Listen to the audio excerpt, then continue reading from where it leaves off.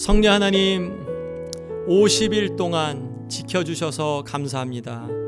이제 50일 마지막 성령 강림주일, 주님, 우리가 맞이하며 성령 하나님 우리 안에 능력으로 임하시는 것을 더 깊이 우리의 삶 구석구석 그렇게 임하시는 것을 사모하며 나아갑니다.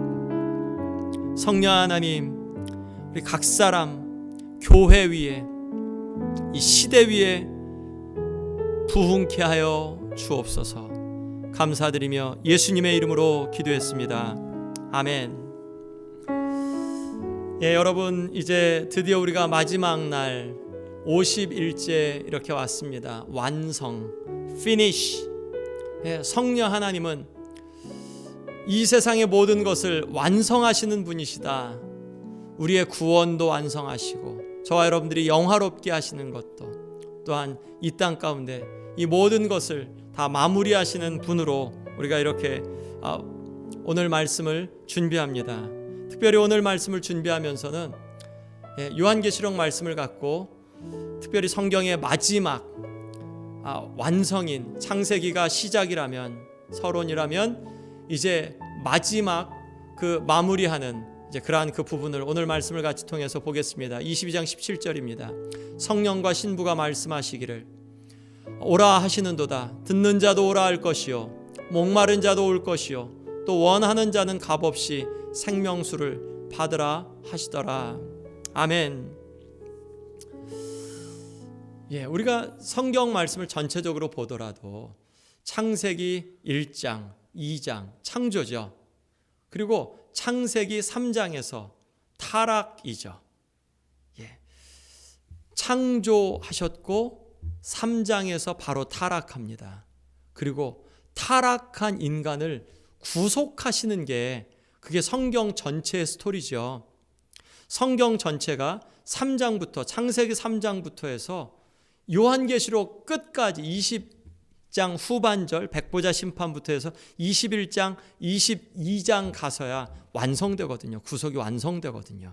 그러면 창세기 3장부터 요한복음 20장까지는 구속의 과정이에요. 예, 그러니까 이 그 성경 전체에 그러한 그 주제를 구속이라는 그 단어로 잡아도 이게 뭐 그 손색이 없는, 그리고 성경 전체를 커버할 수 있는 그러한 그 부분 단어이기도 합니다. 예, 요한계시록에서 성령 하나님이 나오는가? 예, 저 한번 그 특별히 이 완성이라는 그런 그 단어, 요한계시록이 마지막 성경 66권째였죠. 저와 여러분들은 볼 때 이 요한계시록이 나머지 65권과 굉장히 동떨어진 성경으로 보는데 확실하게 숫자가 기억나진 않지만 509절 이상이 신약 65권에서 그렇게 발췌하고 인용한 말씀이었죠. 예, 그러니까 65권을 모르면 요한계시록을 모르는 그런 그렇다는 결론이 나오죠. 예, 요한계시록 안에 성령 하나님이 나오시는가? 성령 하나님, 이상하게 이게 요한계시록에선 성령 하나님이 굉장히 제한적이고 보조 역할을 하시는 것이 아닌가라는 그런 생각. 저도 이렇게 요한계시록 성령님 탁 들어오는 생각은 귀 있는 자는 성령이 교회들에게 하신 말씀을 들을지어다. 그 말씀 빼고 성령이 어디서 좀 나오나? 주의 영이 임했을 때 사도 요한이 이제 뭐 그랬던 거 조금 나오고, 아까 조금 전에 봤던 22장 말씀 조금 나오고, 그 이후에는 성경에 많이 나오는 것 같지 않은데 라는 그런 생각을 해요. 예, 실제로 그렇습니다. 보조 역할을 하는 것 같은데, 그런데 성령 하나님에 대한 그러한 구절을 제가 다 요한계시록 1장부터 22장까지에 나오는 구절들을 다 찾아봤어요. 그러면서 나름대로 이렇게 좀 내리는 그런 결론들은 성령 하나님이 본업에 충실하셨다. 성령 하나님은 예수님을 드러내시는 것이 성령 하나님의 가장 큰 임무로 영광스럽게 생각하시는 그런 임무셨잖아요. 요한계시록 안에서 성령 하나님이 하셨던 그런 역할은 예수 그리스도를 정말 잘 드러내는, 그리고 예수님이 막 드러내시는 그런 자리 속에선 성령 하나님이 뒤로 한껏 물러가십니다. 이제 그런 모습들을 볼 수 있었고요. 특별히 그런 가운데서 성령 하나님이 하셨던 역할은 교회를 세우셨던 역할인 것들을 이렇게 볼 수 있어요. 한번 그 부분들을 한번 보겠습니다. 성령 하나님에 대해서 나오는 것이 첫 번째 그런 그 부분이 일곱 영. 1장 4절에 보면 그의 보좌 앞에 있는 일곱 영과 하나님의 보좌 앞에 일곱 영. 예수님, 성령님이 보좌 앞에 계시니까 보좌 옆에 계시지도 않고 앞에 계시니까 좀 보조하는 거 아니야? 라는 생각들 하죠. 또 3장 1절에 보면 하나님의 일곱 영과 라는 동일한 표현이 이렇게 나옵니다. 하나님의 일곱 영이니까 성령으로 그렇게 이야기합니다. 4장 5절 말씀에 이렇게 말씀을 해요. 보좌로부터 번개와 음성과 우레소리가 나고 보좌 앞에 켠 등불 일곱이 있으니, 보좌 앞에 일곱 등불이 있죠. 이는 하나님의 일곱 영이라. 이 일곱 영이 그렇게 하나님의 보좌 앞에 있네. 하나님의 보좌 앞에서 계세요. 그리고 이 보좌 앞에 계신데 어떤 역할을 하시냐?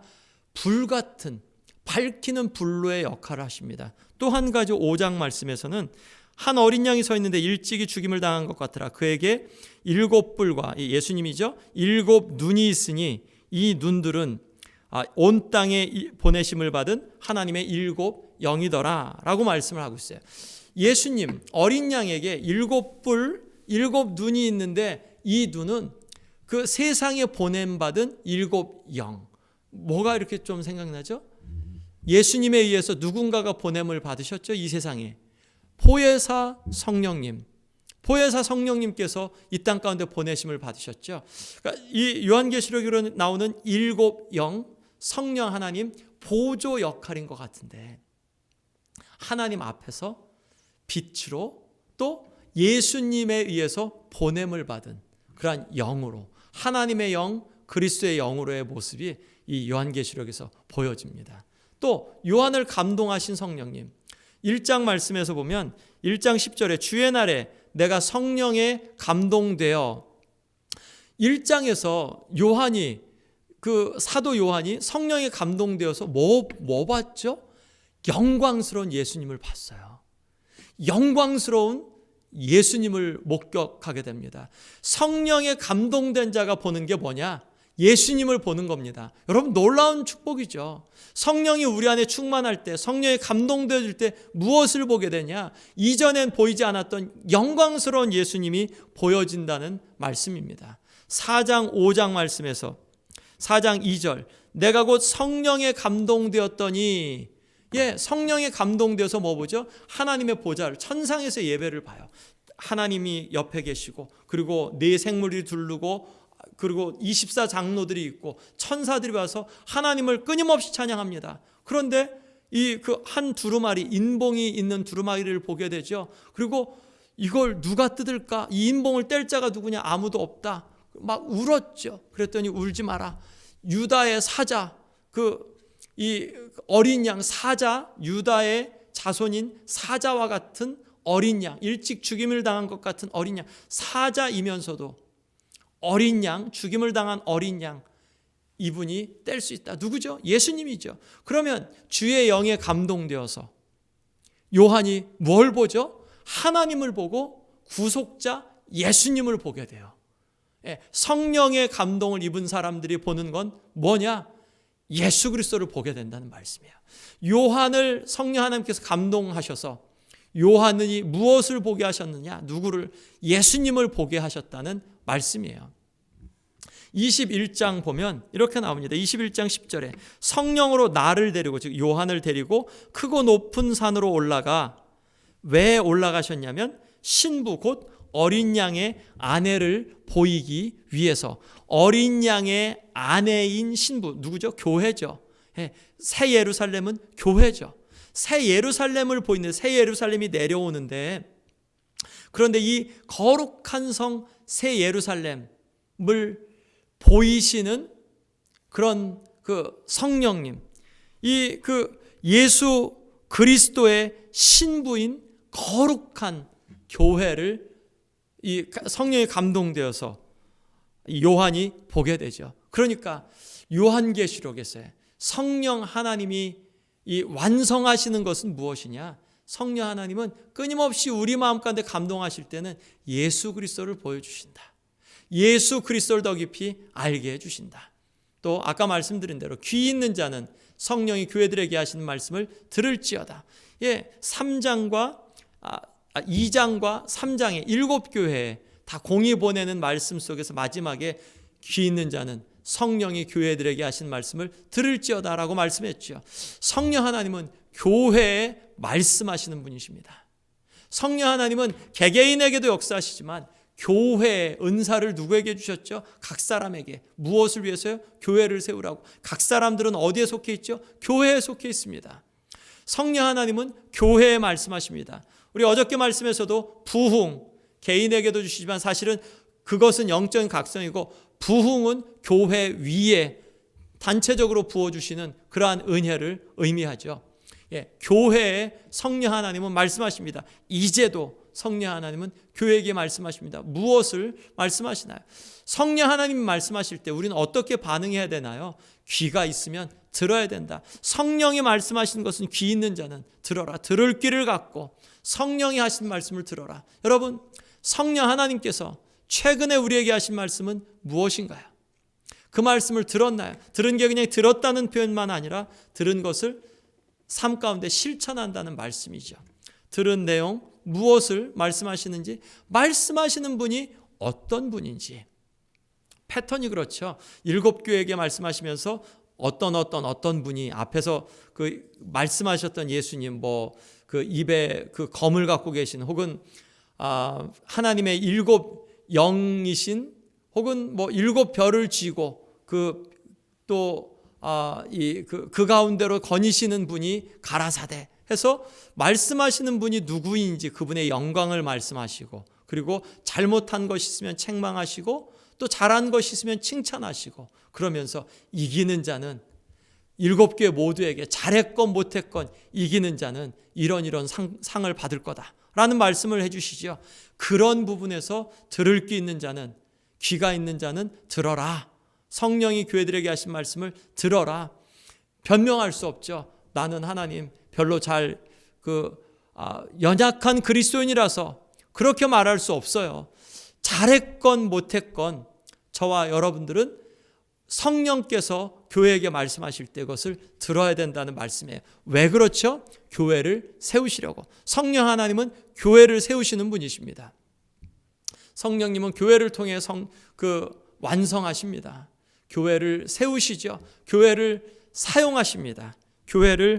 교회에게 또한 협력해 주세요. 오늘 말씀에서 아까 앞에 읽었던 말씀에서 성령과 신부가 말씀하시기를, 성령과 신부, 성령과 예수님이 말씀하시는 거 맞나요? 틀리나요?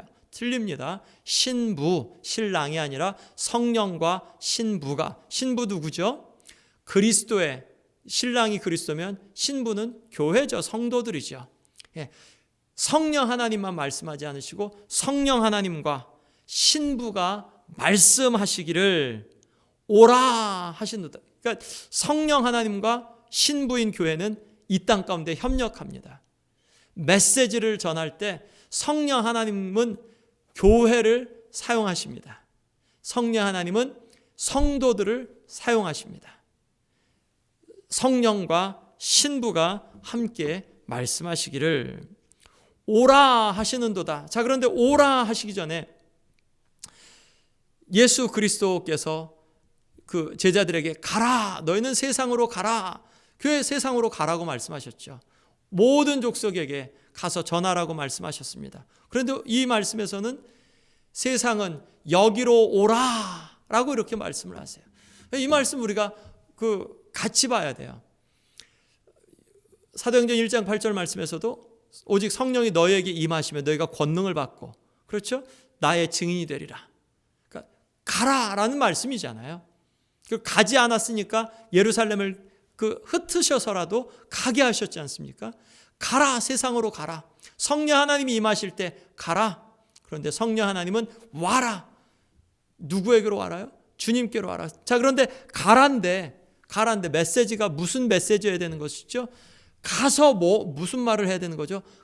가서 전해야 되는 말은 주님께 와라라는 말씀이에요. 주님께 오라라는 말씀은 나는 어디 있는 거죠? 지금 가 있는 건가요? 아니면 여기 있는 건가요? 여기 있는 거예요. 나는 예수 그리스도의 길 가운데 있는 거예요.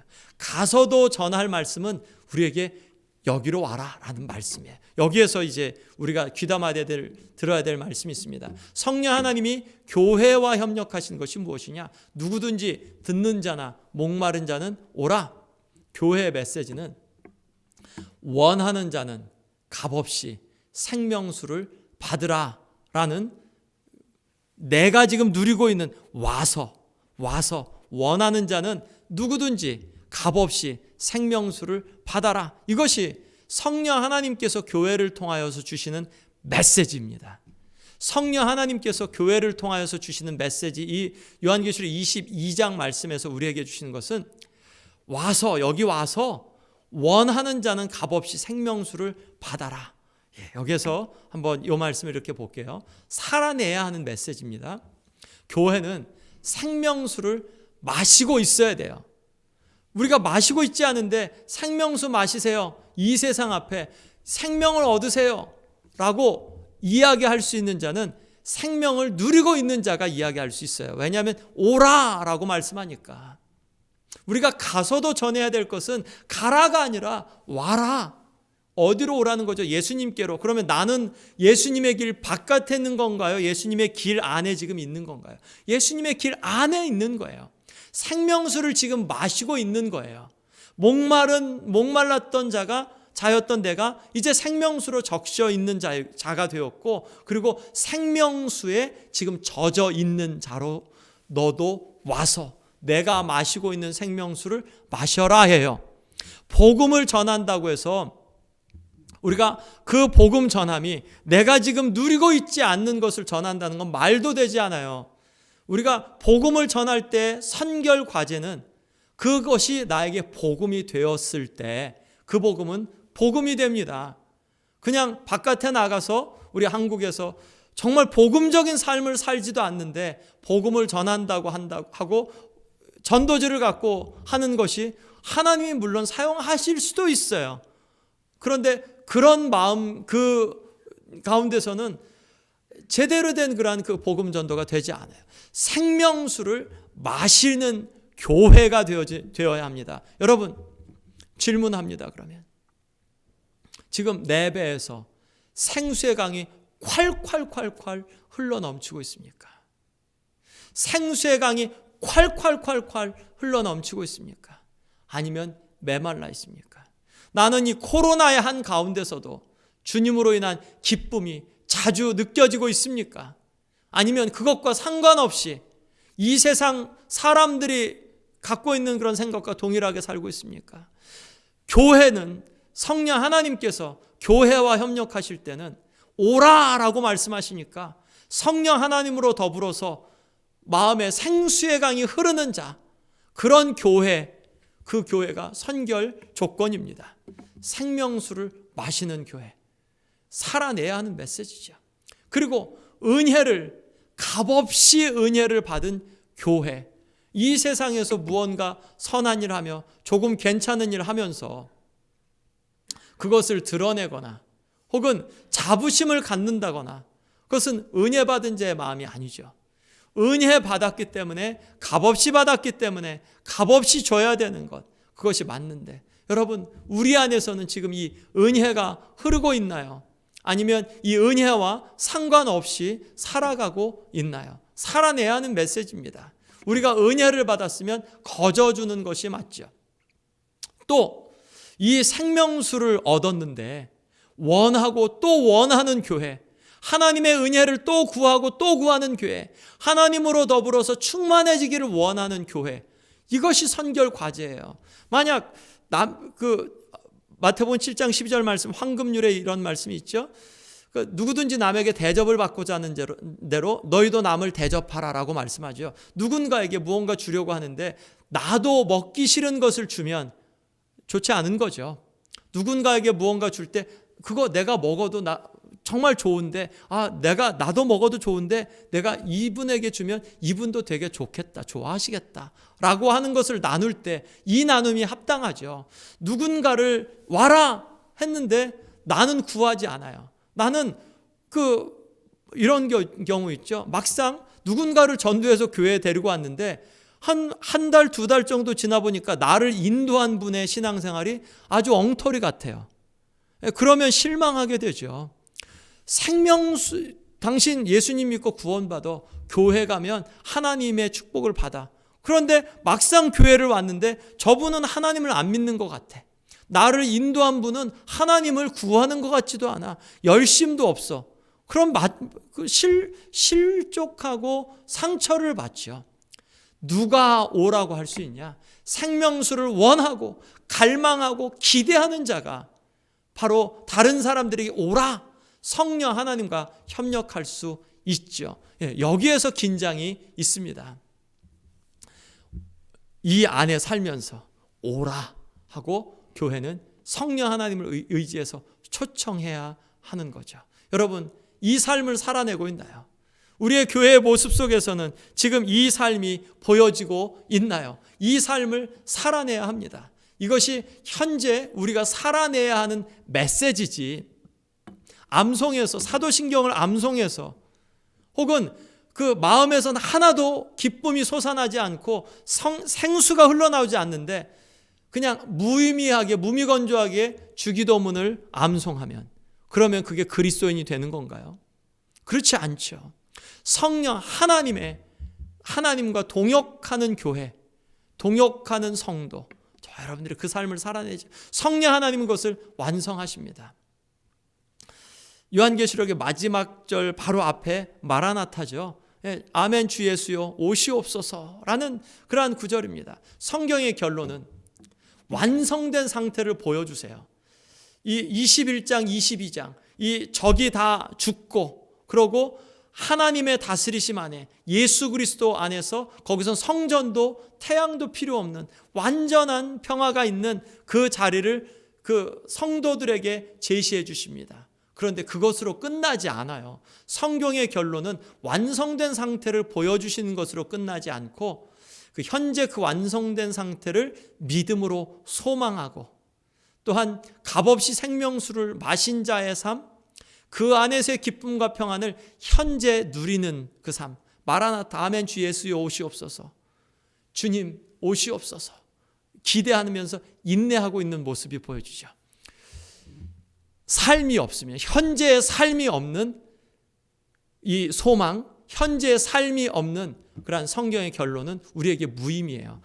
결론은, 성경의 결론, 완벽한 상태를 우리에게 보여주시는 것은 어디에서 그것이 믿음이 진짜인지 아닌지 보여지냐? 현재 우리가 인내하고 있느냐? 현재 우리가 예수 그리스도 더불어서 그 삶을 살아내고 있느냐? 여기에서 보여집니다. 여러분, 성령 하나님의 역사의 증거 어디에서 보여지나요? 지금 현재의 삶에서 보여집니다. 성령 하나님과 동행하는 삶을 50일 우리가 다 이제 마쳤습니다. 오늘 이제 마지막이 기도를 갖고 저와 여러분들이 50일 동안 지내온 시간들 하나님 앞에 또 감사하는데, 성령님 50일 동안 인도하셔서 감사합니다. 더 깊이 알고 더 큰 능력을 경험하기 원합니다. 우리의 구원을 완성하신 성령님 충만히 역사하소서. 성령님 이 땅에 부흥을 허락하시고 부흥의 도구가 되게 하여 주옵소서. 기도하겠습니다. 성령님 감사합니다. 50일 하루하루 인도해 주셔서 감사합니다. 성령님 이렇게라도 일단락되어 마칠 수 있게 해주셔서 감사합니다. 그렇지만 성령님의 역사를 기대함은 ongoing, 지속적이고 현재를 살아내는 우리의 그러한 분투, 또한 삶의 인내, 이것도 지속적입니다. 진행하고 있습니다. 성령님 간절히 바라기는 이 시대에 수년 내에 부흥을 허락하여 주옵소서. 성령 하나님 그 부흥의 도구가 되게 우리를 도와 주옵소서. 사용하여 주옵소서. 감사드리며 이 모든 말씀 존귀하신 예수님 성령으로 충만하셨던 예수님, 우리에게 성령을 보내주신 예수님의 이름으로 기도했습니다. 아멘.